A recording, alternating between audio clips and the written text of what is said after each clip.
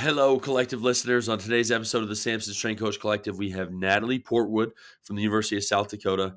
Uh, I really enjoyed this episode. I really enjoyed speaking with Natalie, and you'll hear me say it twice on the podcast. I think that it just energized me for the day because every time I like to think about my first year as a strength coach or complain about what I went through, I get reminded that I had almost a cupcake first year compared to what others had to go through. I mean, and Natalie will go through her story, what her first year as a full-time strength and conditioning coach looks like, and I really admire the way she responded and the way that she approached her challenges that she faced. And I think and we talk about it, made her a much better coach. So I think everybody listening will really enjoy this episode. They'll appreciate Natalie's openness and willingness to kind of give us an inside look and give us reassurance that, when it is a tough year, you're not the only one who may have self-doubts. But she also wraps it up and does it in a great way by mentioning that, the job still has to get done. So she clearly got the job done and she did a fantastic job. So I think you guys will all really enjoy listening to this episode.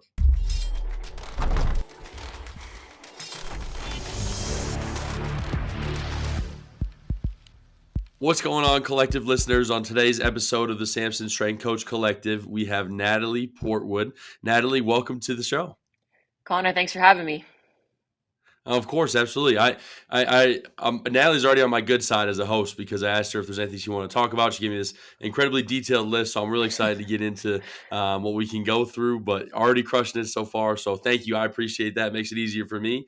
But how about let's just start with your background in S&C. What kind of brought you to where you are now, and then what you're currently doing? Yeah, right now, currently, I'm an assistant strength and conditioning coach at the University of South Dakota, working primarily with women's basketball and football. Those are my two main teams here. As far as how I got started, I took an internship my senior year at my undergrad, so I was at the University of Nevada. It was actually kind of I don't know, it was by luck, I would say, that I got into it because I was just in one of my classes. It was actually a strength and conditioning class for my major. And one of the assistant strength coaches came into the class and say, "Hey, we're looking for interns. If anyone's interested, reach out." And at the time, I originally was going to go into physical education. So that was kind of the route I was going. So I was taking like coaching classes, going down to the schools locally there, doing that kind of stuff. So I was really more so looking to get something on my resume when I took the internship. But from there, I got in that environment. Didn't really know anything, but I thought it was really cool. I really admired a lot of the coaches there, and from that, I just decided that this was something that I wanted to get into. It was kind of a weird time because I graduated in 2020. So this was during COVID. There wasn't really like anything going on. Like my senior year kind of got cut short in that March. So I was kind of at a loss for like direction with how I was going to go about doing things. But luckily, so I moved home after I graduated, and then I took another internship, which I was really fortunate to do because they weren't really accepting interns at the time. But I took another Very internship. weird time for sure. Yes, for sure, for sure. But I took an internship at the University of North Texas, which is pretty close to where my parents live. And that's where I did a full-time internship there as well. And that's where I got really involved with the process. So I was spending, full-time hours there. Well, more than full-time hours, as an intern. And, just really dove into the process, tried to learn as much as I could, tried to be a sponge, soak up all the information, learn from all the different coaches. And so I was there for that fall semester in 2020. And then I took a graduate assistant position at Southeastern Oklahoma State University, which is a D2 school about an hour north of Dallas. So it was actually a really convenient location for me because I was about an hour from home there. So that was really nice. And I was there for about a year and a half. And then that's when I took the position here at South Dakota. I've been here for a year now. That's awesome. I mean, that's a great journey, and COVID was a weird time. I mean, for athletes, strength coaches, everybody. I remember, like, I was a part-time strength coach at University of Tennessee, and I was like, nobody's going to hire me right now because there's a massive hiring freeze, and I was terrified. But I was fortunate that it all worked out, and it sounds like the same worked out for you. Right, exactly. And honestly, something pretty cool that went on. So when I was an intern at North Texas, there was also a online internship that I was a part of, and they kind of had created it. Really? I don't think they created it because of COVID, but it actually just worked out really well that it was COVID because it just provided us another outlet to, learn from a bunch of different coaches remotely, which was really cool. That was called the Merge. And I don't know if they're still, I don't think they're still doing it, but it was just a really cool experience as well because I got to talk with different strength coaches, dietitians, whatnot nationwide. So it was cool. That's if that was not planned for COVID, that's like the most perfect timing I've ever heard of in my life. I mean, like for those to Right. coincide with each other, that's amazing. Yeah, it worked out really Well, cool. that's awesome. And so, how are things at South Dakota State now? Not sorry, not South Dakota State, University of South Dakota, correct? Yeah, University of South Dakota. Okay, all right. I get messed up because I think of NDSU, and so I don't know if you get that a lot, but so how are things going now? How's it with women's basketball, especially going into official practices? Have you all started yet? Yep, we started on Monday. So Oh my goodness, that's the time right here. So, I mean, what are your kind of key points of focus right now going into season, and what does that look like training wise for you with women's basketball? yeah, so shifting into in-season mode, obviously they're on the court a lot more. So actually timed it up pretty well to have like a deload week this week in the weight room, kind of learn some new things, starting to shift a little bit more towards taking all the strength that we developed this summer and turning it more into speed and power in the weight room. So doing a lot of contrast style training, starting to speed up a lot of our Olympic lifts, doing things of that nature just to kind of make sure that the girls are moving fast, and taking that strength and applying it. That's awesome, and I mean we're the same type of deal. How I end up doing is I always go triphasic, and then we go right into our concentric phase right during the first week of practices. So it works out super well for them because we're not doing eccentrics or isometrics anymore, and they always are not the biggest fans of going Right, through that right. process. But yeah. So how is that balance for you between women's basketball and football? Because both are extremely demanding, and then also, I mean, their seasons really start to coincide. How do you balance that as a strength coach?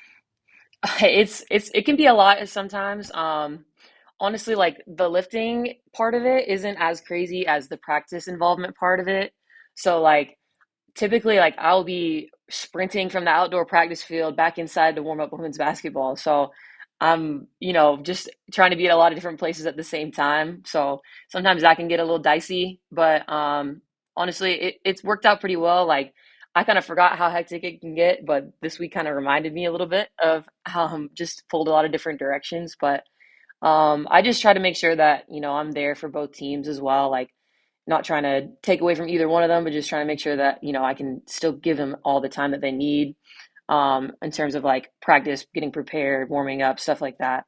So, It's so funny you say that because every year I'm like, it's not going to be that bad. Like I have a better system this year, and then like of course we go into official practice, and I'm like, all right, it is that bad. yeah. For me, it was last year. My fiance and I moved here to Boone, and so she wasn't working at the time, and so it was like she had the dogs every day. Like we didn't have to worry about who's going to get the dogs, figure out what time I'm going to be coming home. Like it was a much smoother transition, and then now we're sitting here, and I'm like, okay, I practice every single day from 11 to 2 p.m. This is the prime time to go let the dogs out and everything. And so it's just like little things I think that always kind of trip me up. And then every year we go in season, I'm like, I'll be good this year. It's going to be totally fine. And then you just get totally slammed out of nowhere. Right. Exactly. Exactly.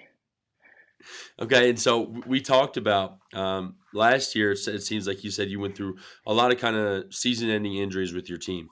And it became something that you really focused on.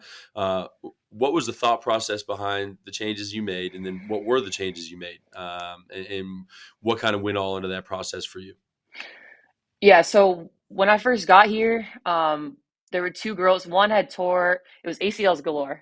Let's put it that way. So we Oh had, yeah. we had one girl who tore hers, back in the spring.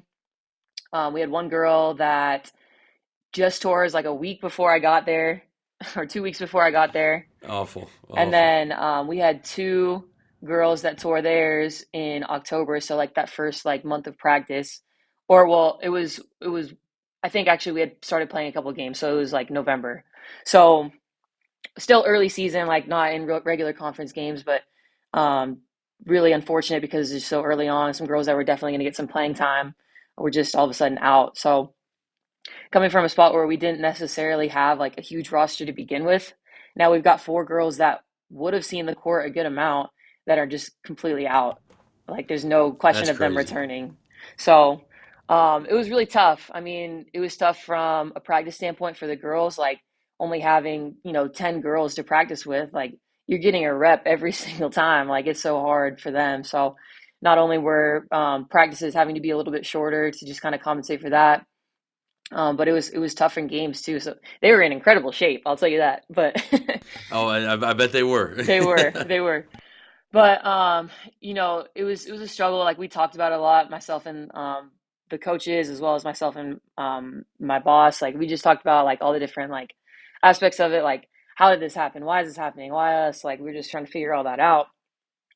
And at the end of the day, we kind of just, it boils down to like these things happen, you know what I mean? And it was just a really unfortunate like sequence of events that we had so many of them last year. So I had to take a step back and like as a strength coach, I feel like you really feel the pain of those injuries because, that's like the main purpose of our job is like we're here to, reduce the likelihood, prevent them, however you want to say that. Like our main goal is to keep these girls healthy and on the court as long as possible, or keep the guys healthy and on the field as long as possible. So, you feel the pain of that. So, like, I took a lot of time internally, like trying to figure out like what was I not doing? Like, what could we be doing more of?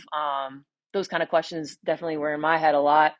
And then we didn't want to be reactive either, if that makes sense. So like we didn't want to just start doing a bunch of different stuff in reaction to those events. We wanted to try and be proactive in terms of like not letting them happen as much in the future, or like trying to do our best to prevent them in the future. Because at the end of the day, like they're gonna happen, like regardless. Like it's very common. Like you look around the room and like I look at like my team specifically, and like almost all of them have had some kind of knee injury in the past, like it be it in high school or whatever that was. Like it's so common in women's basketball. So, I guess for me, it just like was taking a step back and saying, what can we do to make this change in the future? How can we set these girls up for better success to reduce their likelihood of these injuries?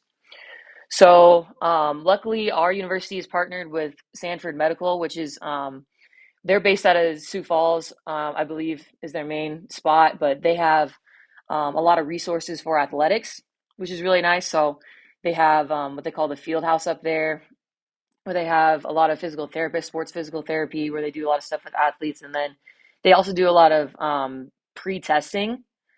So as soon as we got out of season, this was kind of like one of the things we had talked about was we want to get all of our girls in there and get them through these series of tests to see, individually where could these girls be helped, so that individually how can I help them to reduce these injuries in the future for them, like individually. So we took all of them up there. They went through a series of tests. So they did different strength testing. So they have this machine called the Biodex. So it tests like their strength of their quad, hamstring, and then right to left, just measuring any imbalances that we have there. And then we did different measurements for their hip strength. So hip internal rotation, external rotation, abduction strength, just making sure that we're not deficient side to side or we're not weak all around there. And then they also have a 3D studio where the girls had to go through a series of tests like counter movement jumps, cutting, lateral shuffles, single leg broad jumps, stuff like that. And that's with force plates to see, how do these girls land? What's their hip strategy? What is their trunk strength and stability? Different things of that nature. That gave us like a really in depth perspective on where each one of our girls were at individually. So it was really cool to get all of that data. Um, a lot of the stuff like I could have like told you just from working with those athletes, like you can kind of see that as a coach, like you Oh notice yeah. that stuff. Just watching them move, there's some things that you can like, like some of the stuff wasn't a surprise to me, but some of the stuff was like learning that some of the girls, hey, this girl's quad is 16% stronger than the other one. And like what you really look for is under 10%. That's typically the normal, and like return to play. Mhm. Like you want them to be that under 10% bilaterally. So just learning that, some of our girls did have some strength deficit side to side.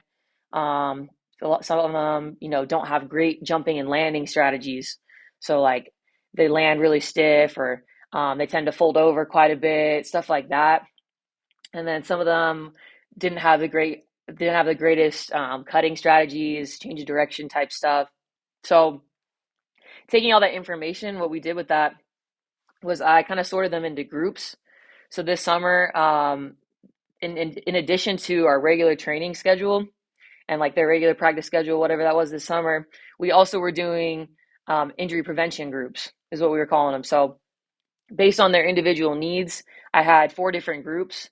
One was based on jumping and landing, one was based on change of direction, one was based on hip strength and stability, and then one was based on knee strength and symmetry. So like that would be like your quad, right to left, hamstring right to left, and then also just girls that we know have already had these injuries. A lot of times got put into that group, so we could just work on getting stronger in those areas. I mean, that's such an awesome approach, and there's a lot I want to actually ask you about that whole process, Yeah. because I think you said a lot of really significant things.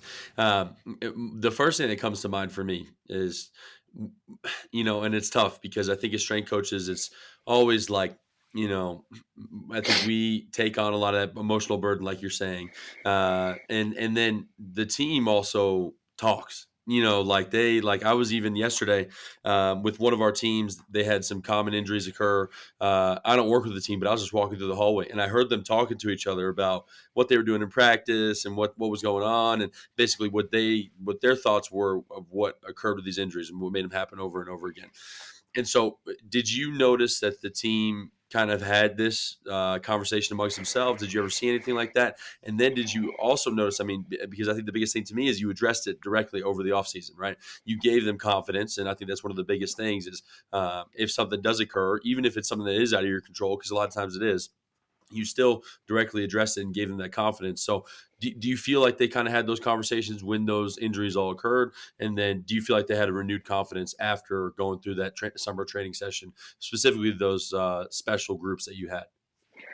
No, most definitely. I mean, right after those two, like, because the two had already happened before, like, we really got into practicing, and then the two that happened once we had started playing games, you know, there it was definitely a conversation. Like, I had girls like it was like at the end of lifts, there was like a group of girls that would come up to me and be like, can we do extra knee stuff? Can we do extra hip stuff? Can we do extra this and Yeah. that? And like, so I knew those conversations were happening. And it was a concern because like on top of like the ones that already happened, it was like now these girls are scared, which leads to not good things as well. Like you can't have them being hesitant. They got to just be out there and playing. So like, it was definitely a conversation that was going on, and it was frightening. I mean, it was scary for me. It was scary for the coaches. It was like we're almost like on edge, like waiting for the next one to happen, just because so many had happened. So, yeah, it was rough. It was rough, No, but absolutely. I mean, like I said, like that stuff happens. Like seriously, like it's, and I think it's easy to kind of discount the athlete and what they think about the process, and sometimes say like, oh, they don't care about the weight room, but like like they're just here to lift and go practice. But then all of a sudden you have as a whole team, people asking to do extra prehab work, extra work, like you're saying, to help strengthen those areas. And so it is scary because it's like you don't want them playing scared, but you understand why they're scared. So right. how was that reaction with those special groups that you ended up doing over the summer? So, they honestly, it was great because they understood that it was necessary. It was like, hey, we need to be taking this extra step to make sure this stuff, doesn't continue to happen for us, right? And I think that they really appreciated it because, there was really a period of time where they were really scared, and no one wants that. Like, we want to be able to just go out there and play ball. So, like, I think they appreciated the extra time. Maybe not always. Like I definitely was demanding in these groups. Like we were working. Don't get me wrong, but like you know, it was I think appreciated in terms of like the players and the coaches, like that we were doing this extra stuff. So like at the end of the day, now we can say, hey, look, we did everything in our ability to set you guys up for success this season. So it got a pretty good response, I would say. I'm sure it did, and I mean, I couldn't imagine it would not, right? Because I think again, it's just renewed confidence, and it also shows that you as a coach are not the type of person to be like, "Hey, well, I got it all figured out. It was just freak accidents.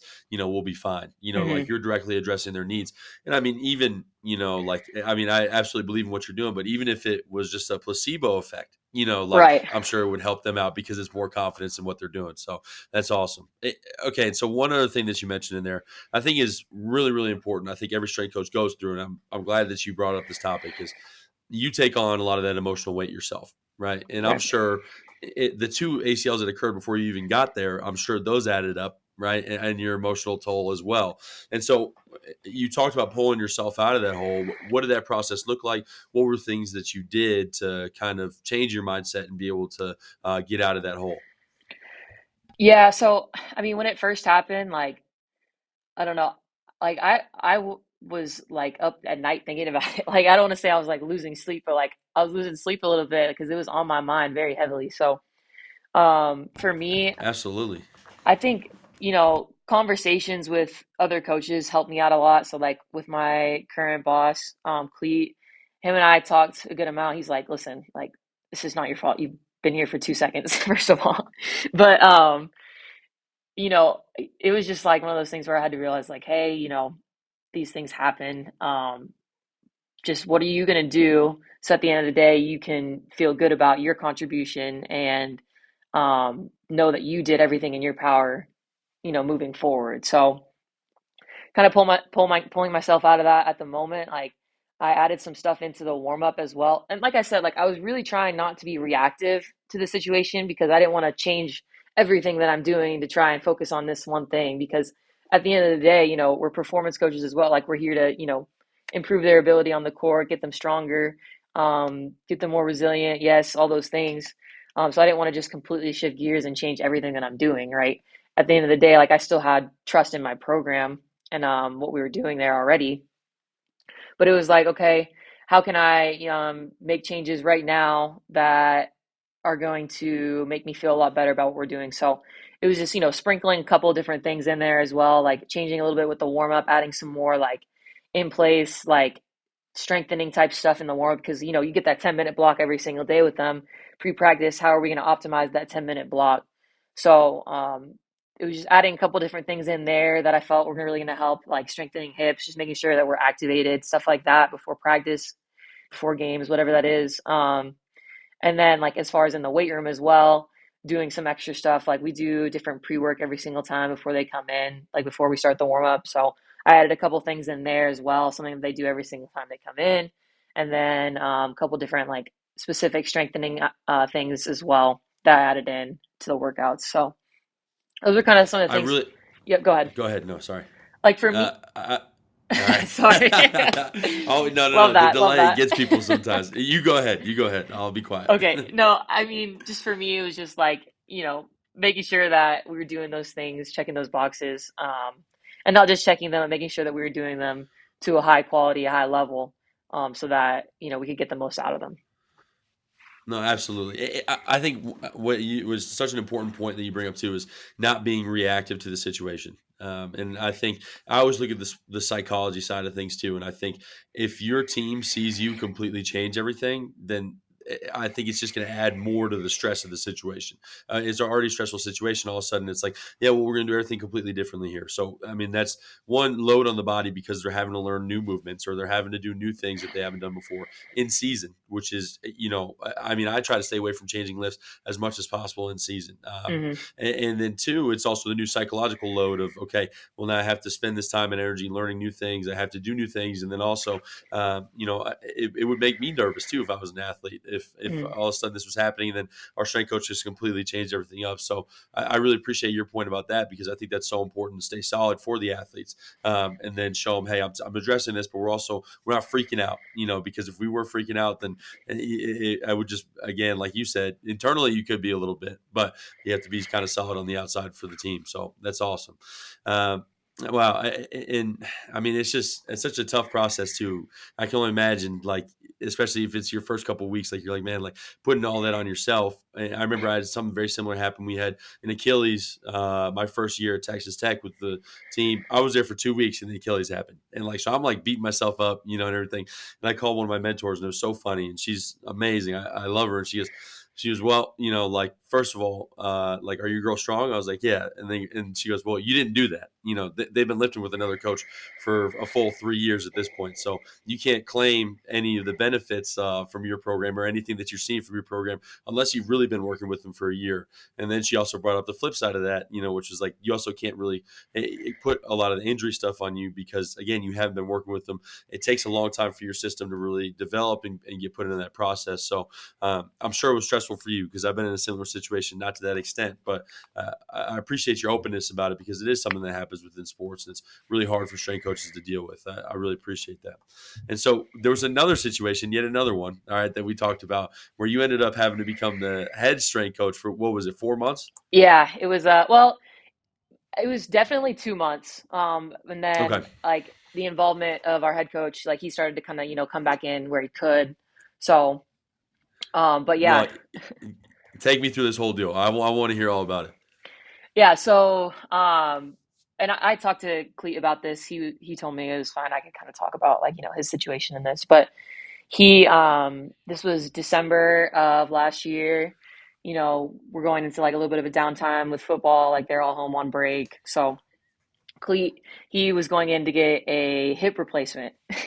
So he had a little bit of downtime, like he had been wanting to do for a while. So he goes in to get that surgery, and then they tell him, "Hey, you've got something pretty serious going on with your heart."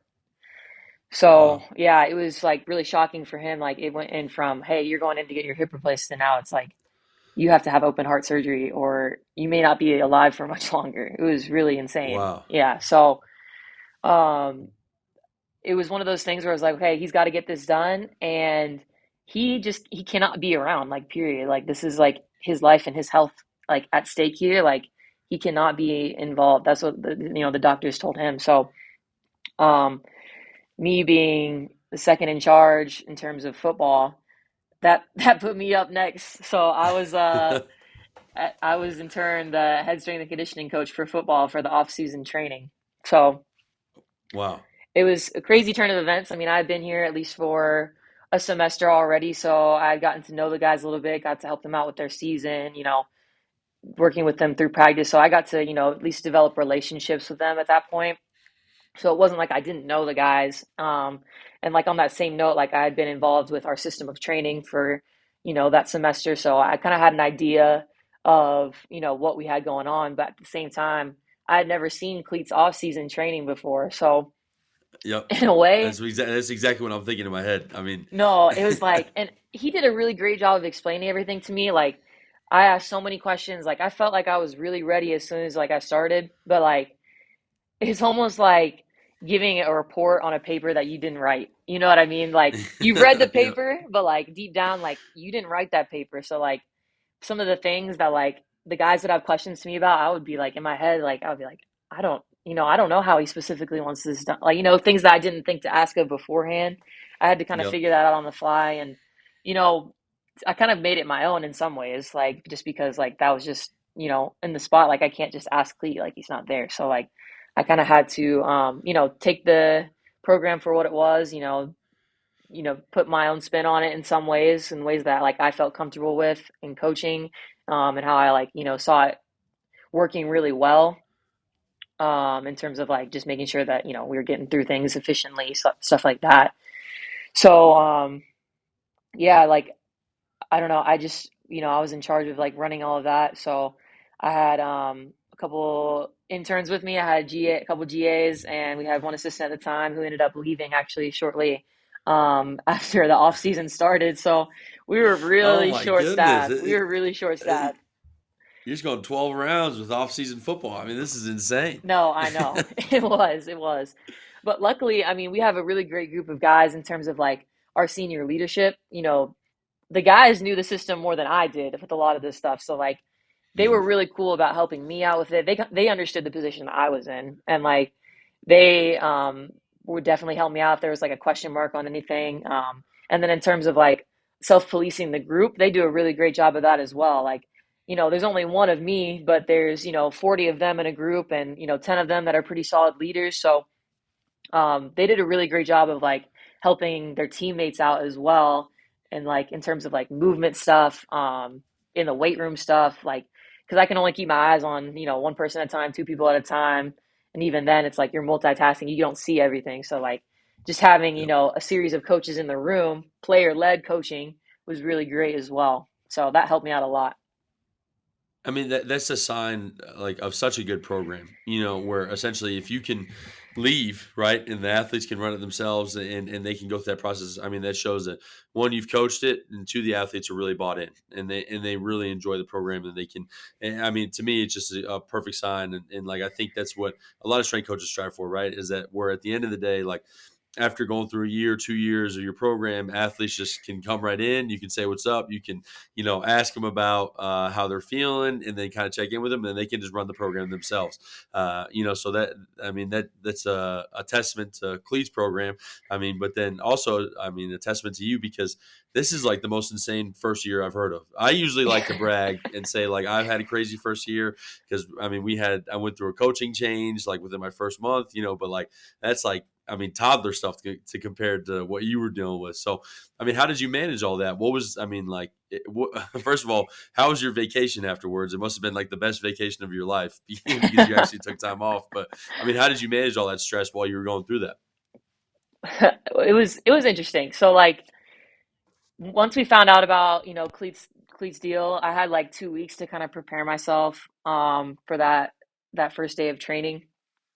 Um, Honestly, like a lot of the problems I faced originally were very internal, like because this even was my first assistant, strength and conditioning job. Like before this, I was a GA. Like I really, am still pretty young and new to this. So like to go from, being an assistant, wanting to come in, like learn as much as I can about this, like um, take the steps that any normal like assistant coming into this role would do. It was like immediately like I'm in charge now and I have to run this, and it was scary. Like it was really scary. Like I spent a lot of those 2 weeks in preparation, like just extremely stressed out. So like, Absolutely. yeah, like there was a lot of like doubt, self doubt, like filling my head, and like it was tough. But like as soon as like day one, that first workout was gonna start, like I was sitting there and I was like, listen, you can be scared and like not do a really good job right now, or you can come in here and absolutely like just fake all the confidence in the world, even if you don't have it, but just like bring that energy, bring a smile on your face, and like let's get after it. And that's just kind of the approach that I took with it. It was like, you no one else is gonna do it. You got to do it. You got to just go in and do it. So Yep. that's what I did. So um, just I guess it was something in terms like for myself, like I really proved something to myself that like, I can do this. So that was really great. Like I've grown so much this year because of all this. So like I feel a lot more confidence in myself as a coach and like my ability to lead groups and whatnot. So it's definitely been a growing year for me, but you know, I don't know. It was good. I honestly like all the stress, like it wasn't worth it at the end of the day because we got through it really well, and the guys responded well. They developed really well this off season, so I'm pretty proud. Honestly, I'm proud of myself for it. So it's cool. That's yeah, you deserve that, and I mean, I'm glad that you actually give yourself credit for that too, because I mean, and this is why we talked about this, like just being yourself on the podcast and just and being open, because like that's the stuff I want to hear about. It's not like what's this like we talked about right even before we started, like what does your third block look like within this specific macro cycle? Like I want to hear about like because that would had been terrifying. I would have been absolutely terrified. Like if that had happened to me and it was my first year, like I would have been like, no. Like I mean, obviously, like you said, like it has to get done. So, but I mean, 2 weeks of psyching yourself out, like, and again, I just appreciate your honesty because of course you were scared. Like, I mean, I would be like doubting myself endlessly, and so I appreciate you being open about that because I think that's so important for our listeners to hear too. Like, you get pushed into positions sometimes, and you go undergo things that I mean, like you just have zero control over. And the one thing you can't control is your attitude about it, right? And Mm, and how you talk to yourself, and what's the language you're feeding yourself. Because yes, you may doubt yourself, but at the end of the day, like you just said, the job still has to get done. And so fake it till you make it, because eventually that's going to grow into real confidence for yourself. And I'm sure you got the best possible year of training that you could have. You probably got about 5 years of strength and conditioning under your belt in just a 1 year's right. time because of all the stuff you dealt with. But I mean, like going through that trial by fire absolutely has helped you as a coach and helped you grow, I'm sure. Absolutely. Yeah. I mean, it was tough, but I definitely grew and learned a lot from it. But I couldn't ask for a different experience because like this is the one I got, and like I just grew and learned so much from it. So looking back, it was a lot of stress, but it was 100% worth it because of the person I am today because of it. That's awesome. That's all. I love hearing that. Okay, and so did you take a vacation at the end? Please tell me you did. So I took in May. So like basically how it worked out was we had off-season football. I was still in basketball season up until that point, and then there was like I didn't really have any time off in between basketball season and spring ball. So Yeah. I made it. We went all the way until May, and then I got a little bit of time off. So like went to a couple different, and this is like time off for a strength coach. We went to a bunch of conferences in May, but it was still cool because Yep. it was down in Florida. Went to a couple of things, so like got a little vacation aspect. Went to the beach a little bit there, but then I also had like a week off where I went home, just drove home, got to spend time with Awesome. family, friends, stuff like that. So that was really nice as well. Good. Okay. I was about to like say I'm going to follow up with you next year, and then make sure you're taking a full week off and doing what you want to do yourself. Because Yeah, other strength coaches always are like, man, you're gonna be at CSCCA or you're gonna be at NSCA, and I'm like, I get 1 week, and I'm spending it with my fiance. Like, and we're going like I'm not gonna be doing anything strength and conditioning related because I mean I did that exactly that my first year, and then I got back from all the conferences, and I was like, man, this. I didn't. I'm not refreshed at all. Like no, I just spent more time with strength coaches. So I'm glad you took the week to yourself. I mean, especially after a year like that, it's absolutely necessary. So, for sure, for well, sure. next, I'm still going to check in with you next year and make sure that you're taking it off and maybe going to like Cabo or something like that, enjoying it for a week. So, I'm um, gonna try to plan it out a little bit better next year. I'm gonna try to like oh yeah, hey, it kind of came down to the wire, and I was just like, you know what? I'm just gonna go home. I haven't been home in a year, but like next year I might try yeah, and like plan like an actual trip out of it. So Costco Travel is the number one. I'm serious. That's what we're using for our trip. You go to Costco Travel, they'll set everything up. That's a little tip for everybody listening. So, sure. okay, well, so you went through this whole process. I mean, you're a young strength coach yourself. I'm a young strength coach myself, but I think everybody has advice to impart. So, what is some advice that you would give to younger strength coaches, especially like ones who are transitioning, like you did last year, from being a GA to an assistant, or being becoming a head strength coach for the first time? What's some advice you would give to those coaches?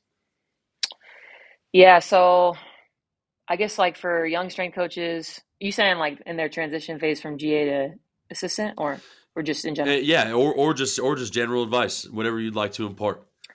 I think the biggest thing is being the best version of yourself and being authentic. To me, that's really key to being a good coach and to building great relationships with your athletes. Is like you got to be yourself and you got to be relatable. You can't just be like who you think you should be. You can't be like this whatever person you created, and you can't try to be someone else that you see that you like really respect. Like, not to say like don't take things that you like from other people and try to do those things, but like do it in your own way. Like, I would say like just be 100% authentic in anything you do, and do it with a passion. Like, be in love with it. Be in love with the process. Like, that's how you're going to get the most out of your athletes, regardless. So, you got to have that fire, and you got to have that passion. So, just that would be my biggest piece of advice: is like be authentic, be yourself, and do everything with a sense of pride and love what you do. So, I think that's fantastic advice. I mean, and clearly you're living it because you were authentic on this episode and you were honest with us about a lot of things. And again, I really appreciate that because I think it is really easy for people to see what the framework of a strength coach should be. Or they see how their mentor interacted with their athletes, and then almost exactly copy that style. And I think it ends up not being authentic. It ends up not being yourself. And I think the athletes can kind of see right through that. Like I always talk about Scott Cochran because that was who I watched on YouTube growing up. And I was like, man, this would be a sick job. So, I'd run around with a raspy voice and be yelling all the time. And then at the end of the day, I was like, I don't really actually like doing that. I like to be a little bit more relaxed within the weight room and kind of, have, like I said, the athletes come through, run the program. I can check in with them. There's times where we turn it on for sure, but I'm more of a relaxed, kind of reserved person myself. And I noticed when I started being more authentic to myself and being who I wanted to be, that I saw better results within the program, and I also had a lot more satisfaction, and I was able to coach with the passion that you talked about too. I mean, that's a really big piece to it. Wow, I mean, this has been a fantastic episode. Give me energy for the day, Good. because I just love hearing about how you've approached your problems, and how you've solved them and absolutely crushed them. So, uh, what are your main focuses for going into this next year? Being, year two for you, what are some growth areas that you're looking for yourself? Oh, like personally. Yeah. Um, I'm I'm wanting to dive a little bit more into like the leadership side of things. I want to put my nose in a couple more books and try and like learn as much as I can in terms of like, okay, like I feel pretty confident right now in terms of like the weight room training and like warming the girls Mm, up and like warming the guys up, whatever it is. Like in like the parts that are like my job, like I feel pretty confident about all that stuff at this point. But like where I struggle a little bit is like my speech giving and like my motivational yeah. stuff, my leadership stuff. So this next year for me is really going to be about like learning how to better speak on leadership style things to my athletes and how to become a better leader myself there because of it. That's awesome. I have a book recommendation for you. It's "Leaders Eat Last" by Simon Sinek. That's one I love that book, and it talks about a bunch of different leaderships, just kind of like through CEOs and sports figures too. So I don't know if you've read that, but I I would haven't. highly recommend it. Okay, I'll have to Yeah. get that one. It's funny because you talk about the motivational speeches. I have a quick story, if you don't mind me sharing. This is my first year at Tennessee. I had cheerleading, and I was like, man, I got to give a motivational speech every day. Like I just didn't know like what actually being a strength coach really meant. And so I went out and I gave a speech about Bob the Builder. And so there was like it would be a massive screen, and then I had everybody stand around, and it was Bob the Builder right up on the screen. And I was like, you know what? Bob doesn't build buildings; he builds up the people around him. And then they build the buildings. Like I Hmm. gave this speech, and everybody was kind of, it was funny, but everybody liked it. And then on my interview for Texas Tech, I'm pulled over on the side of the road because the head coach called like while I was traveling from Florida to Tennessee. Hmm. And then I'm like I think it's like a Marriott parking lot. And she's like, how are you going to motivate your athletes, when they're tired, or let's say we had a tough practice and, they have to lift. And I was like, well, I was like, I did give a speech about Bob the Builder one time. And I kind of like went through the whole speech, and I just hear her go, and then at the end, like I got off the phone and I turned to my fiance. I was like, I'm pretty sure I just lost the job because of Bob the Builder. So I would recommend avoiding the Bob the Builder speech. But luckily, it all worked out for me in the end. Hey, I mean, if your athletes liked it, that's really what matters. Exactly, exactly. But it was just a funny little. You brought me back to that moment. I could feel myself sitting in the car right now in the interview. So, well, I mean, fantastic episode. I really appreciated listening to all your insights. You have the floor. Is there anything that you would like to say, or anything you'd like to speak about before we wrap it up? Let's see. I guess this could be another piece of advice for people. I don't know. Awesome. So ask questions about everything. Just because someone tells you something, don't take it for gold. Even if it's someone like you respect, like ask questions, look in depth, find your own answers, and develop yourself in that way. Don't just, take things for what they're worth. Like definitely question things, ask a million questions. Like don't be scared to ask questions because that's how you're going to learn and be the best version of yourself is like getting deeper into things that you don't know about. So I would say like definitely question everything, ask a lot of questions. That's a big thing. I think that's a great piece of advice. I mean, seriously, because there's so much where if you, like you said, just take everything as gold. Like again, that's not being authentic to yourself. And then two, I mean, it ends up, some of it may just be bad advice sometimes. I've gotten bad advice from some of my best mentors, so I really appreciate that final piece of advice there. Well, Natalie, thank you so much for coming on. I really, like I said, this gave me energy for the day. I'm ready to roll. We're recording this in the morning, so you got me juiced up for the rest of the day. But thank you for everything. No, thanks for having me. I really enjoyed it. Absolutely. All right.